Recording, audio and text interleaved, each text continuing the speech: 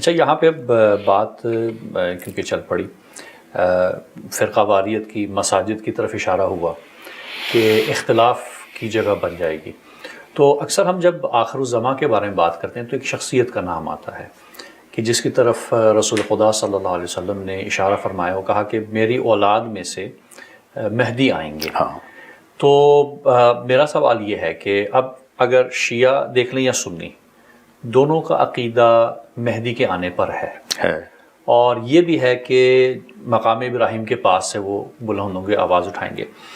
تو چلے، جو گزشتہ خلافات ان پہ اختلاف تھا، کیا وقت نہیں آ گیا کہ سب آنے والے خلیفہ کے نام پہ جمع ہو جائیں، کہ جس کے نام پہ سب متحد ہیں، اختلاف نہیں ہے اس سلسلے میں؟ یہ امام مہدی علیہ الصلوۃ والسلام تو ابھی آئے نہیں، جی، تو کب آئیں گے اس کے بارے میں کوئی یقین سے نہیں کہہ سکتا، نہ ہمارے نبی نے بتایا، جنہوں نے بتانا تھا آئیں گے اتنا بتا دیا ہے۔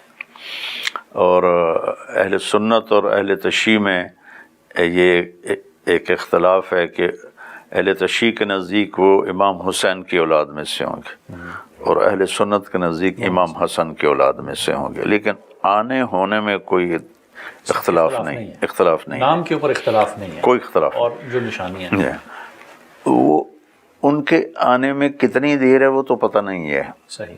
مسئلہ اب جو بگڑا ہوا ہے اس کو کیسے ٹھیک کرنا ہے، اس میں ہر شخص کو اپنی ذات کو دیکھنا پڑے گا کہ میں اپنے اندر سے، تجھے کیوں فکر ہے اے گل دلے صد چاک بلبل کی، تو اپنے پیرہن کے چاک تو پہلے رفو کر لے۔ یہ ہے وفی انفسکم افلا تبصرون۔ مجھے نہیں پتا کہ اقبال رحمہ اللہ نے اس آیت سے یہ شعر لیا، لیکن اس شعر کو میں اس آیت سے جوڑتا ہوں کہ اپنے آپ میں غور کیا کرو، کیوں اوروں کے پیچھے پڑتے ہو۔ اچھا، اصل میں سوال کرنے کا مقصد یہ تھا کہ ہم جب یہودیت کی تاریخ پڑھتے ہیں، اور ابھی جو کچھ غزہ فلسطین میں جو سلسلہ چل رہا ہے، تو یہودیت میں بچوں کو شروع سے ہی آنے والے مسیح، یا جو ان کا آپ کہیں کہ مسیحا ہے، دجال ہے، اس کی تربیت ابھی سے دے رہے ہیں، یعنی گن کی ٹریننگ دیتے ہیں، سب کچھ ہوتا ہے، اور آنے والے کی تیاری کی جا رہی ہے۔ تو کیا عالم اسلام جو اس وقت پس رہا ہے، سوال اصل میں اس تناظر میں تھا کہ اب ہمارے لیے وقت نہیں آگے کہ ہم بھی جس کے بارے میں خوشخبری دی گئی کہ آئے گا اور پوری دنیا میں عدل و انصاف، اور پھر حضرت عیسیٰ بھی تشریف لائیں گے، تو اس کے لیے تیاری ابھی سے مدارس میں یا ہم یونیورسٹیز میں شروع کریں؟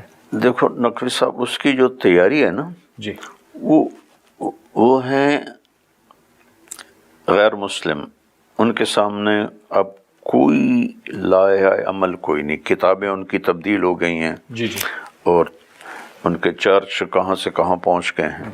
ہمارے سامنے قرآن موجود ہے اور شریعت موجود ہے، تو ہماری تیاری یہ ہے کہ ہر مرد، عورت، جوان، بوڑھا، بچہ، بچی اپنے آپ کو نبی کی سیرت میں ڈھالے، اور ہماری عورتوں کے سامنے سیدہ فاطمہ ہوں، ہماری عورتوں کے سامنے آج کے جو بالکل مادر پدر آزاد عورتیں ہیں وہ نہ ہوں۔ یہ ہماری تیاری یہ ہے کہ ہم اپنے کردار بلڈ کریں، جی، اور اس پر فوکس کیا جائے کہ ہم اچھے انسان بنیں، اچھے مسلمان بنیں۔ میں 10 مدرسے اللہ میرے ذریعے سے چلا رہا ہے، تو میں نے نصاب کو بہت چھوٹا کر دیا ہے، اور زیادہ میری جو قوت لگ رہی ہے، اللہ لگائے رکھے جب تک میں زندہ ہوں، اچھا مسلمان کیسے بنتا ہے۔ صحیح، کیونکہ صرف قانون پڑھنے سے آدمی انسان نہیں بنتا۔ جی، یہ تو ایسے جیسے کسی نے وکالت پڑھی تو ہم امید رکھیں کہ یہ بہت سچا اور کھرا انسان ہوگا، ایسی کسی نے فقہ پڑھی ہم یہ امید رکھیں کہ یہ بہت کھرا اور سچا انسان ہوگا، ایسا نہیں ہے۔ کیریکٹر اصل، جی ہاں، کریکٹر اصل ہے۔ اور ہمارے جہاں تربیت کرنے کے لیے جو اس وقت پاکستان میں 3 بڑے کام ہیں، قدیم ترین کام ہے خانقاہیں، جس میں لوگ اب کچھ لوگ ڈیووٹ ہوتے تھے اور اللہ ان کے ذریعے سے تربیت اور اصلاح کا سلسلہ جاری ہوتا تھا. صحیح. اور دوسرا اس کے بعد ہے مدارس، دینی مدارس. جی جی. دینی مدارس میں تربیت ہوتی تھی. اس کے بعد ہے تبلیغ کا کام. یہ بعد میں شروع ہوا نا، 1926 میں شروع ہوا، تو یہ سب سے نیا کام ہے. مدارس خانقاہ ہیں، بہت پرانا سلسلہ چل رہا ہے، سب میں ضعف آ چکا ہے. جیسے بڑھاپا ہوتا ہے نا، تو ہر عضو کمزور ہو جاتا ہے. صحیح. سارے اعضاء کمزور ہو جاتے ہیں نا. تو ایسے ہی دین، اس امت پہ بڑھاپا آیا ہوا ہے. تو اس کے سارے جو جتنے بھی ہیں اس کے کام، دنیا کے ہوں یا دین کے ہوں، وہ ضعف کا شکار ہیں، بڑھاپے کا شکار ہیں. پچھلے 700 سال سے کوئی قوم نئی مسلمان نہیں ہوئی. آخری قوم ایز اے قوم جو مسلمان ہوئے، مغل چنگیز خان کی اولاد. تو پاسباں مل گئے کعبے کو صنم خانے سے، ہے آیاں یورش تاتار کے افسانے سے، پاسباں مل گئے کعبے کو صنم خانے سے. اس کے بعد کوئی صنم خانے سے پاسبان نہیں ملے. اور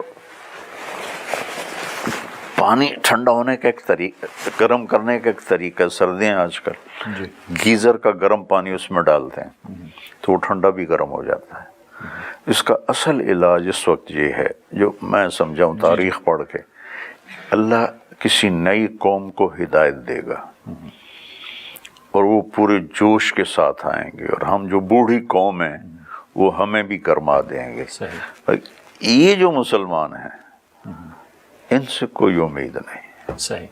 اچھا، آپ نے ذکر، کیونکہ شخصیات کے ذکر چل رہا تھا شروع سے، آپ نے پھر ایک اور نام لے لیا حضرت فاطمہ کا. تو آئے مودت میں، کیونکہ خلیل جو آپ نے کہا کہ بیٹھے ہوں سب تو نکل کے سامنے جا کے بیٹھ جاؤ، یہ خلیل ہے. لفظ محبت، حبیب اللہ بھی آپ نے کہا. اب یہاں پہ لفظ مودت ہے، کیا فرق ہے محبت اور مودت میں؟ مودت ہے حسن سلوک. مودت کا مطلب یہ ہے کہ تمہارا جی چاہے یا نہ چاہے، تم نے حسن سلوک کرنا ہے میرے ساتھ، میرے اہل بیت کے ساتھ. اور محبت اندر کی کیفیت ہے. تو وہ چونکہ ہر ایک تو محبت کے مقام پہ نہیں پہنچ سکتا. جیسے نماز پڑھنا فرض ہے، اللہ نے کہا اقم الصلاۃ لذکری، میری یاد میں پڑھو. یہ تو کوئی بھی نہیں پڑھ سکتا ہے، لیکن حکم موجود ہے. ہمیں اپنی چیزیں یاد آ جاتی ہیں نماز میں، ہمیں اپنی چیزیں یاد آ جاتی ہیں، ہمیں اپنی یاد ہوتی ہیں. تو چونکہ ہمیں اقیم الصلاۃ بھی موجود ہے کہ نماز پڑھو، تو اس کا مطلب ہے ہمارے جیسوں کی نماز بھی قبول ہو جائے گی. جیسے نماز پڑھنا فرض ہے، اللہ نے کہا اقم الصلاۃ لذکری، میری یاد میں پڑھو. یہ تو کوئی بھی نہیں پڑھ سکتا ہے، لیکن حکم موجود ہے. ہمیں اپنی چیزیں یاد آ جاتی ہیں نماز میں، ہمیں اپنی چیزیں یاد آ جاتی ہیں، ہمیں اپنی یاد ہوتی ہیں. تو چونکہ ہمیں اقیم الصلاۃ بھی موجود ہے کہ نماز پڑھو، تو اس کا مطلب ہے ہمارے جیسوں کی نماز بھی قبول ہو جائے گی.